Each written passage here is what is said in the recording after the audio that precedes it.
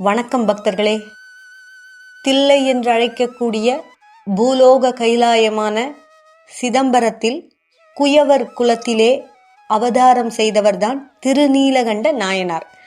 இந்த அற்புத மனிதராகிய திருநீலகண்ட நாயனாரின் சிறப்புகளையும் அந்த பொன்னம்பலத்தில் காலை தூக்கி நடனமாடுகின்ற அந்த நடராஜனிடம் உள்ள சிவபக்தியினால் அவர் எவ்வாறு சிவ முக்தி பெற்றார் அப்படிங்கிறத பற்றி தான் நாம் இந்த யாவர்க்கும் உரைப்போம் பகுதியில் காண இருக்கின்றோம். இந்த குயவர் குடும்பத்தில் பிறந்த திருநீலகண்ட நாயனார் தன்னுடைய தொழிலான மண் பாண்டங்கள் செய்வது, அவற்றை விற்பனை செய்து அதில் ஜீவனம் நடத்தின்னு வந்தார். அதே மாதிரி அவர் என்ன பண்ணார், சிவனடியார்களுக்காகவே தன்னோட மண்ணாலான திரு ஓடுகளை சிவனடியார்களுக்கெல்லாம் இலவசமாக கொடுத்துட்டு இருந்தார். அது மட்டும் இல்லாமல் சிவனடியார்களுக்கு தேவையான அனைத்து உதவிகளையும் செய்துன்னு வந்தார். அந்த தில்லை கூத்தன் மீது மிகுந்த பக்தி கொண்டவராக இந்த திருநீலகண்ட நாயனார் இருந்தார். திருவோடு தரதோடு மட்டும் இல்லாமல் அதில் அமுது படைப்பதையும் வழக்கமாக வச்சுருந்த திருநீலகண்டருக்கு எப்போவுமே என்ன ஒரு பழக்கம்னா, யாருக்கு திருவோடு கொடுத்தாலும் சிவனடியாருக்கு என்ன சொல்லி கொடுப்பார் தெரியுமா? திருநீலகண்டம், திருநீலகண்டம் அப்படின்னு சொல்லி கொடுப்பார். ஏன் அப்படி கொடுக்குறாருன்னா, அந்த ஆலகால விஷத்தையே குடிச்சிட்டு அந்த விஷம் உள்ளே போகாத தொண்டையிலே இருக்கணும், உள்ளே போனால் உள்ளே இருக்க அனைத்து ஜீவராசிகளும் இறந்து விடுமேன்ற பயத்தில் உமாதேவி சிவனோட கழுத்தை பிடிக்க அந்த கண்டத்திலேயே அந்த விஷம் நின்று நீல கலராக மாறிச்சு இல்லையா சுவாமிக்கு. அதனால் அவர் திருநீலகண்டர்னு அழைக்கப்பட்டார். அதனால தான் அந்த பக்தி பரவசத்தில் தான் இந்த நாயனாரும் சிவபெருமான திருநீலகண்டம் திருநீலகண்டம்னு சொல்லிகிட்டே இருப்பார். எப்போ பார்த்தாலும் யாருக்கு எதை கொடுத்தாலும் திருநீலகண்டம்ன்ற பேரை சொல்லி சொல்லி தான் கொடுப்பார். இந்த திருநீலகண்டருக்கு திருமண வயது வருது. திருமண வயது வந்ததும் நல்ல முறையில் அவங்க அம்மா அப்பா பார்த்து கல்யாணம் பண்ணுறாங்க. அந்த மனைவியும் சிறப்பான குணநலத்தோட திருநீலகண்டர் கூட சந்தோஷமாக இல்லறம் நடத்தி நல்லறமாக வாழ்ந்துட்டு வராங்க. இப்போது இவர் எந்த அளவுக்கு பக்தியோ அதே அளவு விட இன்னுமே அதிகமாகவே இந்த திருநீலகண்டரின் மனைவியும் சிவபக்தியில் திளைச்சிருக்காங்க. இப்போ என்ன ஆகுதுன்னா, ரெண்டு பேருமே சிவனடியார்களுக்கு தங்களால் முடிந்த உதவிகள் தொண்டுகள் எல்லாத்தையும் செஞ்சுட்டு இருக்காங்க. சிதம்பரம் கோவிலில் தங்களால் ஆன வேலைகள் எல்லாம் செய்கிறாங்க. எல்லா விரதமும் பின்பற்றி ரொம்ப சிறப்பாக வாழ்ந்துன்னு வராங்க இந்த தம்பதி. சீரும் சிறப்புமாக வாழ்ந்துன்னு வராரு திருநீலகண்ட நாயனாரும் அவங்களோட மனைவியும். ஆனால் யார் கண்ணு பட்டுதோ என்னவோ தெரியாது, நல்லா இருக்க அவங்களோட வாழ்க்கையில் ஒரு மிகப்பெரிய கஷ்டம் ஏற்படுது. யாரால கஷ்டம்? நீலகண்ட நாயனாரால கஷ்டம். என்ன பண்றாரு அவரு? அந்த ஊர்ல இருக்க நடன மங்கையோட அவருக்கு பழக்கம் ஏற்பட்டுடுது. இதெல்லாம் அவங்க முன்ஜென்ம பாவம் போல இருக்கு. அதனால நல்லா வாழற குடும்பத்துல கூட இந்த மாதிரிலாம் ஒரு திருஷ்டி பரிகாரம் மாதிரி ஒரு சம்பவம் நடக்குது. உடனே என்ன ஆகும், மனைவிக்கு ஆட்டோமேட்டிக்கா அந்த விஷயம் தெரிஞ்சது ரொம்ப கோபம் வருது, வருத்தப்படுறாங்க. கணவர் கூட சண்டை. அமைதியா சந்தோஷமா சிவத்தொண்டு புரிஞ்சுன்னு வந்த அந்த நீலகண்ட நாயனார் இல்லத்துல இப்போ ரொம்ப பிரச்சனைகள் அதிகமாகுது. ஆனா ரெண்டு பேருமே என்ன பண்றாங்கன்னா, ஒருத்தரோட பணியை விட்டு கொடுக்காம செஞ்சுக்கிறாங்க. ஆனா வெளியில பாக்குறவங்க ரெண்டு பேரும் ஒத்துமையா இருக்காங்க, கணவன் மனைவின்னு நினைக்கிறாங்க, அது மாதிரி காமிச்சுக்கிறாங்க. ஆனா வீட்டுக்குள்ள ரெண்டு பேருமே மனஸ்தாபத்துலதான் இருக்காங்க, கோவத்துலதான் இருக்காங்க, சண்டையில தான் இருக்காங்க. இதே மாதிரி நாட்கள் ஓடிண்டே இருக்கு. உடனே இந்த நீலகண்ட நாயனார் என்ன பண்றாரு, சரி அவர் பண்ண தப்பால தானே இவ்வளோ பெரிய பிரச்சனை மனைவிக்கு அவருக்கும் சண்டை வந்தது, அதனால நாமளே மனைவி கிட்ட சாரி கேட்கலான்னு சொல்லிட்டு மனைவி கிட்ட போய் அவங்களோட கையை பிடிச்சி என்னை மன்னிச்சிடுமான்னு சொல்றதுக்காக போறாரு. ஆனா அந்த நீலகண்ட நாயனார் மனைவி என்ன தெரியுமா பண்றாங்க, என்னை நீங்க தொட்டீங்க உடனே நான் என் உயிரை மாச்சுப்பேன், இது திரு நீலகண்டத்தின் மீது ஆணை அப்படின்னு கோபமா கட்டளையா சொல்லிடுறாங்க. இதை கேட்டதும் அவரால் தாங்கிக்கவே முடியல.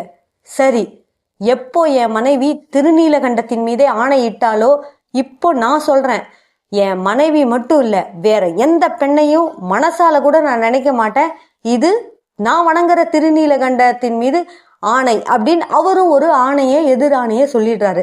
அவ்வளவுதான், ரெண்டு பேருமே ஒரே வீட்டில் இருக்காங்க. ஆனா தன்னோட சபதத்தின்படி நடந்துக்கிறாங்க. இந்த சபதமோ இந்த சண்டையோ பிரச்சனையோ வெளியில இருக்கவங்களுக்கோ சொந்தக்காரங்களுக்கோ தெரியாத அளவுக்கு வாழ்ந்துன்னு வராங்க. இப்படியே வருடங்கள் பல உருண்டோடுது. தம்பதியர் இருவரும் எப்படி ஆயிடுறாங்க, இப்போ முதுமை பருவத்துக்கு வந்துடுறாங்க. அவ்வளவுதான். இப்ப வந்தும் அவங்களுக்கு சிவபெருமான் மீது கொண்ட பக்தி மட்டும் குறையல. சிவத்தொண்டு செய்யறதுலயும் அவங்களுக்கு ஒரு அளவு கூட எந்த வருத்தமும் இல்லை. தொடர்ந்து தங்களுடைய சிவபக்தியும் சிவத்தொண்டையும் செஞ்சுட்டே வராங்க. இப்படி இருக்கும்போது சிவபெருமான் பார்க்குறார், இவ்வளோ வருஷங்களா இப்படி இருக்க தம்பதிய, இவங்களோட அருமை பெருமைய, இவங்க கொண்ட சபதத்தை இந்த உலகுக்கு எடுத்து காட்ட வேண்டாம், இவங்க பெருமையை எல்லாருக்கும் சொல்ல வேண்டாம் அப்படின்னு பிளான் பண்ணிட்டு நம்ம சதாசிவன் கைலாயத்திலேருந்து சிதம்பரத்துக்கு ஸ்ட்ரைட்டா வரார் இவங்க வீட்டுக்கு. உலகுக்கே தந்தையான சிவபெருமான் மீது சத்திய பிரமாணம் எடுக்கிறாங்க. திருநீலகண்ட நாயனாரும் அவரோட மனைவி எப்போ இளமை காலத்துல தங்களுக்குள்ள ஏற்பட்ட பிரச்சனையால அந்த சபதத்தை இன்னைக்கு வயசான காலம் வரைக்குமே கடைபிடிச்சுன்னு வராங்க. இவ்வளவு ஒரு புலனடக்கம் உள்ள இந்த தம்பதியோட சிறப்பை, பக்தியை, தொண்டை இந்த உலகுக்கே எடுத்து காட்டணும்னு சொல்லிட்டு சிவபெருமான் கிளம்பி அவங்க வீட்டுக்கு வராரு இல்லையா? எப்படி வராரு? வயதான முதியவர் போல வேடம் போட்டுண்டு அவங்க வீட்டுக்குள்ள வரார். வந்தா திருநீலகண்டரும் அவங்க மனைவியும் அந்த வயசான நேரத்துல கூட எந்த ஒரு குறையும் இல்லாம அந்த சிவனடியார அன்போட வரவேற்று உபசரிக்கிறாங்க. இப்போ இவ்வளோ நாளா இந்த திருநீலகண்டர் என்ன பண்ணுவாரு, தான் செஞ்ச திருவோட்டை தான் சிவனடியாருக்கு கொடுப்பாரு, சந்தோஷப்படுவார். ஆனா இப்போ என்ன பண்றாரு சிவபெருமான்னா, அவர்கிட்ட இருக்க திருவோடை எடுத்து இந்த திருநீலகண்ட சிவனடியார்கிட்ட கொடுக்குறார். அடியவரே, இந்தாங்க என்னோட திருவோடை பத்திரமா வச்சுக்கோங்க, நான் ரொம்ப தூரம் பயணம் பண்ண போகிறேன், அந்த பயணத்தில் இந்த திருவோடை எடுத்துன்னு போனால் ஏதாவது சேதமாயிடும், அதனால தான் உங்ககிட்ட கொடுத்துட்டு போகிறேன், நான் ஊருக்கு போயிட்டு வர்ற வரைக்கும் இந்த திருவோடை பத்திரமா பாதுகாத்துக்குங்க, இது ரொம்ப புனிதமானது, ரொம்ப கேர்ஃபுல்லாக வச்சுக்கோங்க, இதில் ஏதாவது ஒன்று ஆச்சுன்னா நான் அப்புறம் சிவ அபச்சாரத்துக்கு ஆளாயிடுவீங்க அப்படின்னு சொல்லிட்டு போகிறார். உடனே இந்த திருநீலகண்ட நாயனாரும் அந்த பக்தியோடு வாங்கி, ஐயா உங்களோட திருவோட்டுக்கு எந்த ஒரு பங்கமும் வராத அளவுக்கு நான் பத்திரமா பார்த்துக்கிறேன் அப்படின்னு அவர்கிட்ட ஒப்புதல் கொடுத்துட்டு அதை வாங்கி வச்சுக்கிறார். ரொம்ப நாள் கழித்து இந்த சிவனடியார் வீட்டுக்கு, அதான் திருநீலகண்ட நாயனார் வீட்டுக்கு சிவபெருமான் அதே முதியவர் வேடத்தில் வரார். ஐயா நான் கொடுத்த திருவோடை கொடுங்க அப்படின்னு கேட்குறாங்க. இவர் என்ன பண்ணுறாரு, வச்ச இடத்துல ஓடி போய் தேடுறாரு. பார்த்தா அங்கே அந்த திருவோடே இல்லை. ஐயோ, இந்த சிவனடியார் கொடுத்த திருவோட்டை நாம் இங்கே தானே வச்சோம், எப்படி காணாமல் போச்சுன்னு சொல்லி குழம்பி போய் தன்னோட மனைவி கிட்ட விசாரிக்கிறார். மனைவியும் வீட்டில் எல்லா இடத்துலையும் தேடுறாங்க. தேடினா திருவோடு கிடைக்கவே இல்லை. ஆஹா, எங்கடா போச்சுன்னு இவங்க மனசில் வேதனைப்படுறாங்க. ஆனால் இவங்க 2 பேருக்குமே வந்திருக்கிறது சிவன் பெருமான் தான். அவரோட அருளால் தான் இந்த திருவோடு மறைஞ்சி போயிருக்குன்றதை இவங்களால தெரிஞ்சிக்க முடியல. வீடு முழுதும் தேடி தேடி களைச்சி போய் 2 பேரும் மன்னிப்பு கேட்குறாங்க. ஐயா மன்னிச்சிடுங்க, நீங்கள் கொடுத்த திருவோடு காணாமல் போயிடுச்சு, ஆனால் நான் திருவோடு செஞ்சு தரேன், அதை வாங்கிக்கோங்க ஐயா, ரொம்ப நல்லா நான் செஞ்சு தருவேன் அப்படின்னு கேட்குறாரு இந்த நாயனார். ஆனால் ஒத்துக்கவே இல்லை சிவபெருமான். நான் கொடுத்த அதே திருவோடு தான் வேணும், அது புனிதமானதுன்னு சொன்னனா இல்லையா, அப்படி இருந்தும் நீங்கள் எப்படி இதை அலட்சியமாக விட்டுடலாம் அப்படின்னு சொல்லி கோபம் வந்த மாதிரி அவர்கிட்ட நடிச்சு, வாங்க வாங்க, இதை அந்த தில்லை நடராஜன் இருக்கார் இல்லை, அவரோட கோவில்லையே நான் பல பேர்கிட்ட வச்சு பஞ்சாயத்து பண்ணி உங்களுக்கு என்ன நியாயம், உங்களுக்கு என்ன தீர்ப்பு, இந்த மாதிரி என் பொருளை ஏமாத்திட்டீங்களே அப்படின்னு சொல்லி நீதி கேட்க போகிறேன், வாங்கன்னு சொல்லி அவசரமாக இந்த கணவனும் மனைவியும் கூட்டிண்டு அந்த தில்லை நடராஜர் கோவிலுக்குள்ளே போய் சபையை கூட்டுறார். சிதம்பரம் நடராஜர் கோவிலில் சபை கூடியாச்சு. இப்போ சிவபெருமானான முதியவர் அந்த ஊர் மக்களை பார்த்து கேட்குறார் சபையில், ஏன்யா இந்த சிவனடியாரான என்கிட்ட இருந்த ஒரு திருவோட்டை உங்க ஊர் மனுஷரான இந்த திருநீலகண்ட நாயனார்கிட்ட கொடுத்துட்டு போனேன், ஐயா நான் பயணம் செஞ்சுட்டு வர்ற வரைக்கும் பத்திரமா பார்த்துக்கங்கன்னு. ஆனா இந்த அடியாரோட திருவோட்டை கூட நீங்க தொலைச்சிட்டேன்னு சொல்லி அக்கிரமமா பொய் சொல்றீங்களே, இதெல்லாம் நியாயமா? ஒரு சிவனடியாரோட திருவோட்டை கூட வாயா நீங்களாம் திருடுவீங்க? இதுதானா இந்த சிதம்பரத்து மக்களோட இயல்பு? போச்சு போங்க, இது என்னோட திருவோட்டுக்கு என்னதான் வழி, அதுக்காக தான் இந்த பஞ்சாயத்தை கூட்டினேன், நீங்க எனக்கு நியாயம் சொல்லுங்க, இவரோட கதைக்கு என்னன்னு கேட்டு இவருக்கு ஒரு தண்டனையை கொடுங்க அப்படின்னு சொல்றாரு.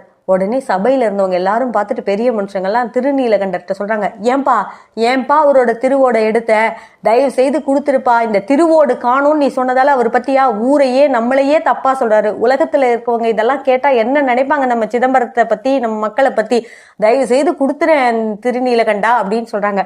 ஆனா அவர் சொல்றாரு, ஐயா நான் வந்து உண்மையிலேயே சொல்கிறேன், நான் வணங்குற அந்த திருநீலகண்டத்தின் மீதே சொல்கிறேன், நான் உங்கள் திருவோட்டை ஒன்றுமே பண்ணலையா, பத்திரமா தான் பாதுகாத்துன்னு வந்தேன். அது எப்படி காணாமல் போச்சுன்னே எனக்கு தெரியலையா.